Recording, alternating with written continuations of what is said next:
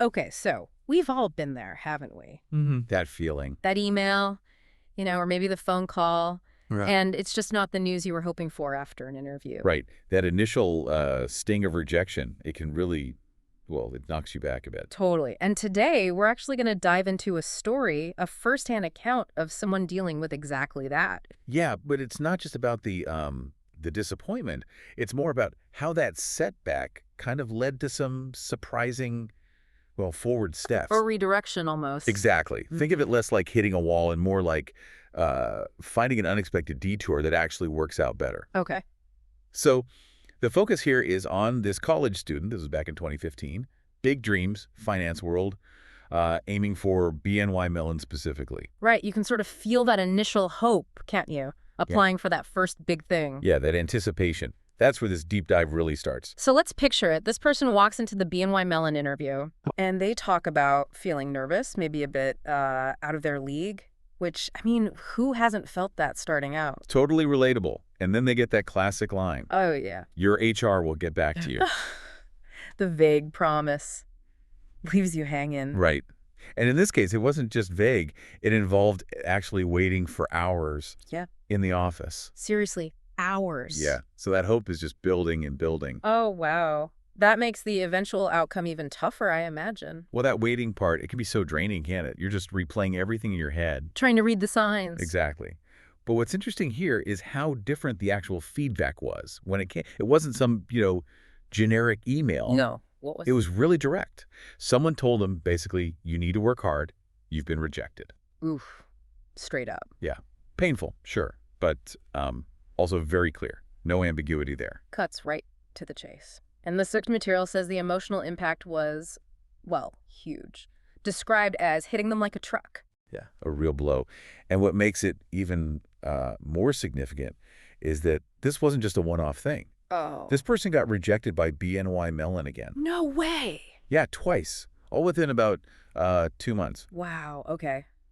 Twice in 2 months from the same company. That's rough. It really is. And it forces you to ask, okay, what's going on here? Why? So did they figure it out? What did they think the reasons were? Looking back, yeah, they kind of self-assessed. They felt their communication skills just weren't sharp enough. Okay.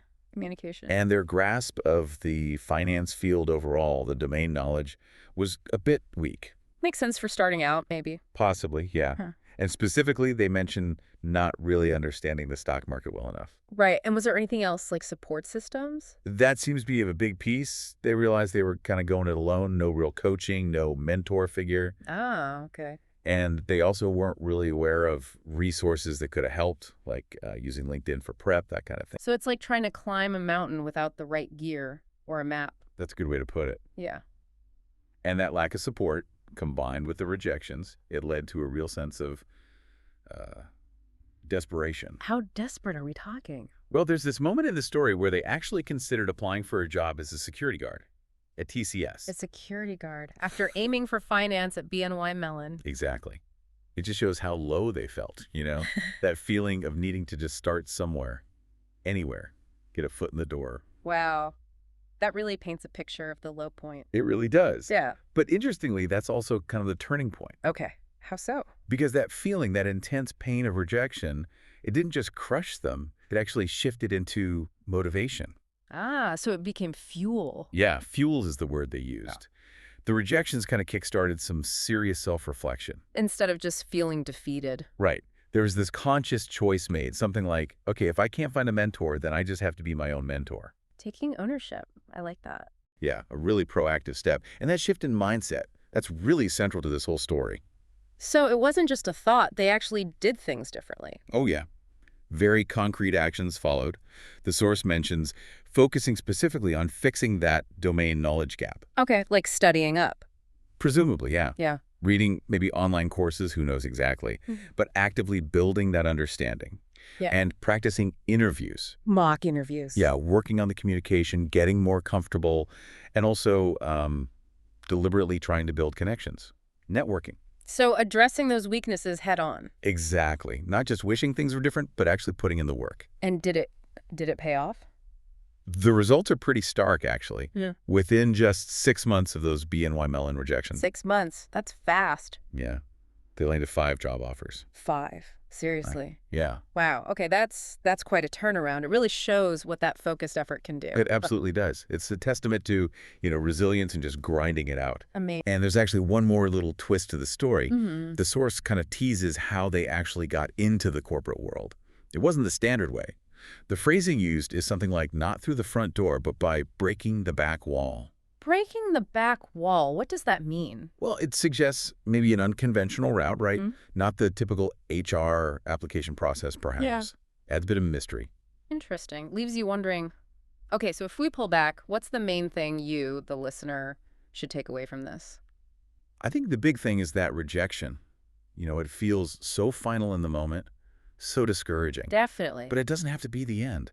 As the story shows, it can actually be a really powerful trigger for self-improvement. It forces you to look inwards, maybe. Exactly. That self-assessment piece is crucial. And ultimately, it might even push you onto a path you wouldn't have found otherwise.